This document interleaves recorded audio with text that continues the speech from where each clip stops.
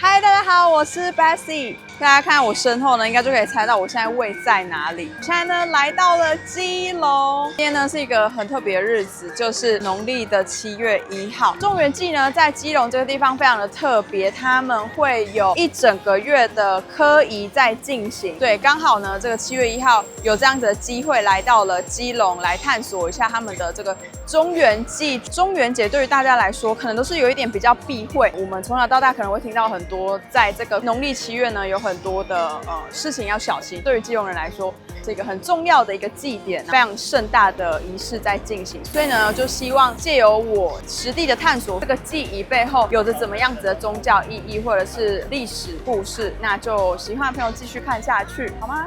说到基隆的中元祭，一定要提到的一间庙呢，就是具有100年历史以上的老大公庙。这间庙呢，是为了纪念早期先民为了争抢资源而引起不同族群械斗而牺牲的亡魂们。在基隆人的认知当中，老大公呢，就类似我们一般称为好兄弟的这些亡魂的概念。那还更多了一层意涵，就是呢，他们是为地方捐躯的这个开拓者。在每年的中元祭当中呢，会由基隆各姓氏轮流族谱呢，在这个老大公庙这边进行一系列的科仪。老大公庙外呢，非常显眼的这一片红海普渡灯是由在地的信众进献的。在农历1月7号的开龛门前一个晚上呢，会进行一个开灯仪式。这些所有的灯呢，会持续的亮着，直到8月1号关龛门才结束。农历7月1号这天呢，会进行的是开龛门的仪式，也就是我们一般熟知的鬼门开。基于在地居民对先人及鬼神的这个敬畏呢，在老大公庙这边会以隆重的仪式来正式迎接这些好兄弟们来到人间来享用美食。仪式的开始呢，会由道士进行诵经。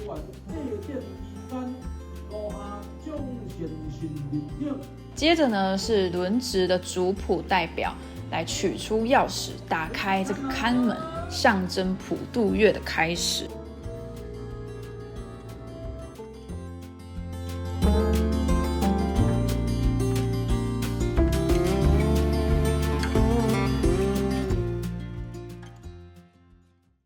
我们现在呢位在基隆的族谱坛，今天是农历7月15号。我现在身边这位呢，他是我们基隆在地非常著名的道士。那要不要介绍一下你自己？大家好，我叫李明俊，我们家是在地基隆100年道坛第6代。对，因为我有发现，就是道士呢，在这整个中元祭典当中呢，他们扮演了一个非常重要的一个角色。那今天呢，来到这个族谱坛看他们的进行的仪式。那我们现在站的地方呢，是这个族谱坛的入口。可以跟我们稍微说明一下，我们现在旁边的这个灯高铸灯高的用意就像我们的邀请函一样，早上在过中午之后就是要升地灯，早上是天灯要升，所以这个左右这2根它是分别是代表天高跟地高。我咱讲的天灯跟地灯。哦，对。那至于为什么下午要升这边，就是要告诉这些在地本区本处的孤魂野鬼好兄弟，告诉他说我们今天这边都有办活动，然后做这些科仪诵经，然后普渡，希望他们前来我们的现场，享用我们准备的这些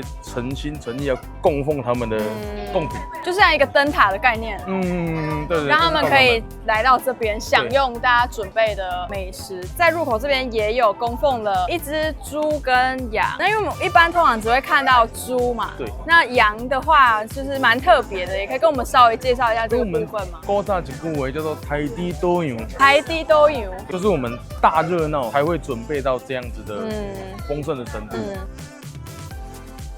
我们3连桌主要3连桌哪3连？西洋桌、素食桌，在荤食桌，我们就是来供奉各地的好兄弟孤魂野鬼。对，他们这里很特别哦，就是会有西洋桌。为什么会有西洋桌？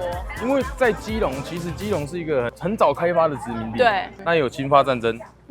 那可能导致说在战争在争夺这个地方的时候伤亡，所以我们就一样用最诚心诚意准备了任何的东西，专祭拜他们。还有另外一天的时间活动，就是在法国公墓专为他们举办其中一天，就是我们用悲天悯人的那个精神，对，度化所有人，对，有照顾到曾经来过这一片土地，然后不管是好是坏，我们都一起拜，对，都有想到他们。所以他们这个西洋桌里面，大家可以看到就是有薯条、炸鸡、鸡块，然后还有法国面包、红酒，蛮特别的。对啊，非常的多。那其实这边还有很多像这个东西，对，叫做看身。你说这个吗？对，刚刚有听说它不是一般的粘土，它是米做的。古早是用竹篾来料的，然后上色。它的意思就是说，好像做咱古早讲的破地鱼呢，把它做了一个形态出来，类似就是他们的玩具嘛。对，就像这个 Lego。有的人在生之前喜欢玩茶壶。我养茶壶。考虑到个人的不同的喜好，对。然后还有水果，然后还有基隆一定要有的海产。对，没有错。山上会走的动物，水里面会游的动物，这些都可以做出来，就是他们的玩具。好，你可以看戏、看香，就是这样子看的。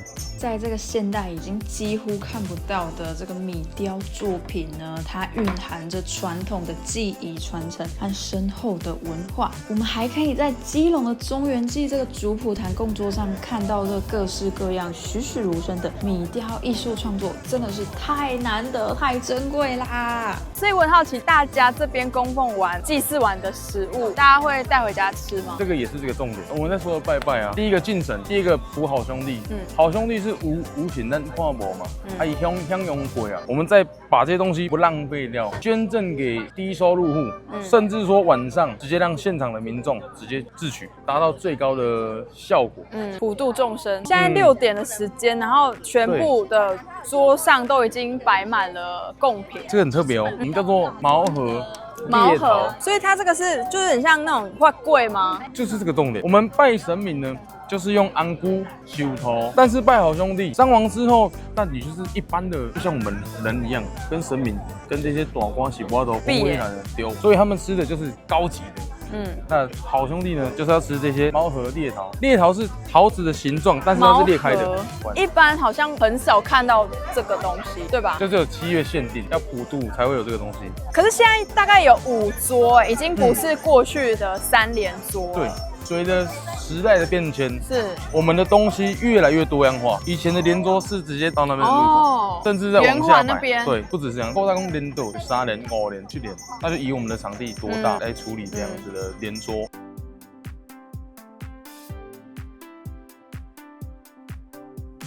现在这个是在主普坛周边的小屋里面，那我们来看一下里面有放了什么样的东西，那它分别代表什么样子的意义？这些都是纸扎。大视野呢，就是我们说的，就像警察一样，其实他是观音佛祖，观世音菩萨下去化身的，变大视野，就是要架着一些好兄弟，不能让他们乱来，就镇守的作用。那至于这5尊，东南西北中5方引魂童子，我光靠一个人的力量不够，我们就以说5方光红同树，就是来帮大视野揪下勾魂来加永餐。那我们今天请他们来的时候，来告诉你，今天这些活动告示，告诉你说今天是什么原因，多少人准备这些东西。对，这一张就是写在这边，告诉大家我们是谁，请你们来吃饭。请你来的时候，我们人性的话做了翰林院。翰林所。翰林院就是他们可能在生前的做官、做地方的首长，让他们办公的地方。就像我们国在公厅。所以你说的是好兄弟一起聚到这边，除了享用民间准备的这些美食以外，好像也为他们打造一个短暂停留的居所这样子的概念。对，澡堂，男生的浴室，女生的浴室，然后这边金山、银子山这些东西，我们把它打造出来说，这些物件搬没完，用没完，在这个时间当中，就是让你们尽量拿、尽量用，然后更衣衫，刚刚那些纱，这等于是我们的衣橱。大家可以看到它这个上面贴的，它其实是一个梳妆衣物的象征。对，这些都是更衣。我们说的更衣就是这个。那这个呢，也是银山吗？对，有金嘛有银。哦，可以让你打造金气、银气都可以。然后最后这个一样是有给女生洗澡的一个空间。女士。然后同归所有分左右边，一边男生休息，一边女生休息。这是他们的别墅。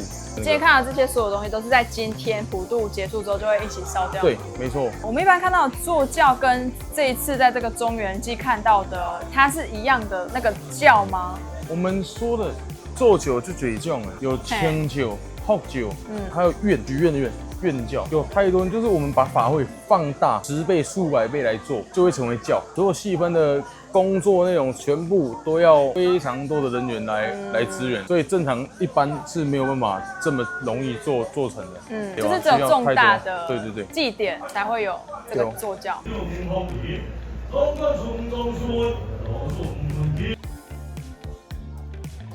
而农历7月15最后一个仪式呢，在竹瀑坛旁边会进行的是跳钟馗的仪式。钟馗呢，传说是辟邪趋利的一个神旨，在这个中元普渡法会的时候呢，因为会招来四方各界的好兄弟嘛，那为了避免这些吃饱喝足之后呢，好兄弟流连忘返在人间呢，会借由这个仪式来提醒他们说，已经该回去原本的地方了。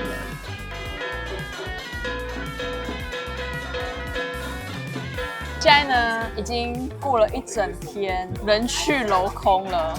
本来满满的一个很多人，然后有很多祭品的竹瀑坛，现在大家都已经差不多要慢慢的离场。道士这个角色，他在这个晚上需要一直在念经的一个状态。因为今天的这一场普渡，我们先讲其他在外面看到普渡，我们可能在7月。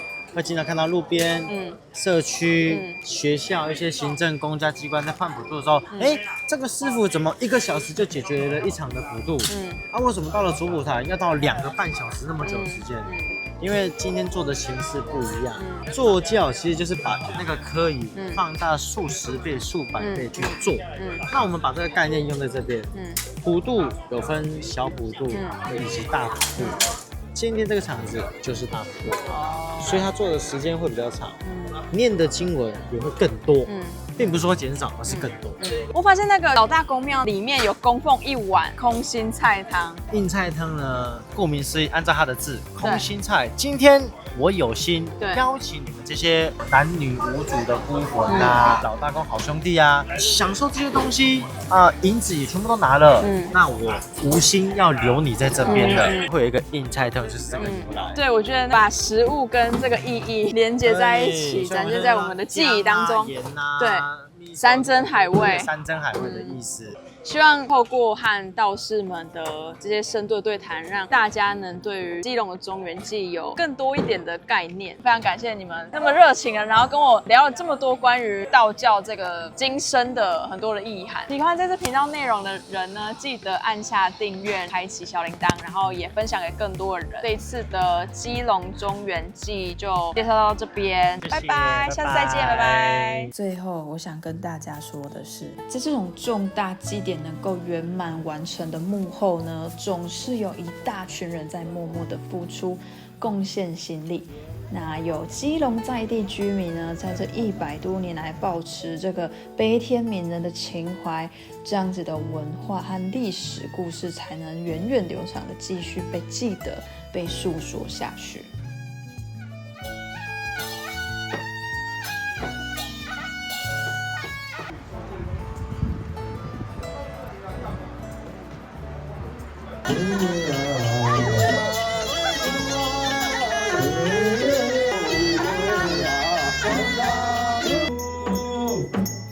杨梅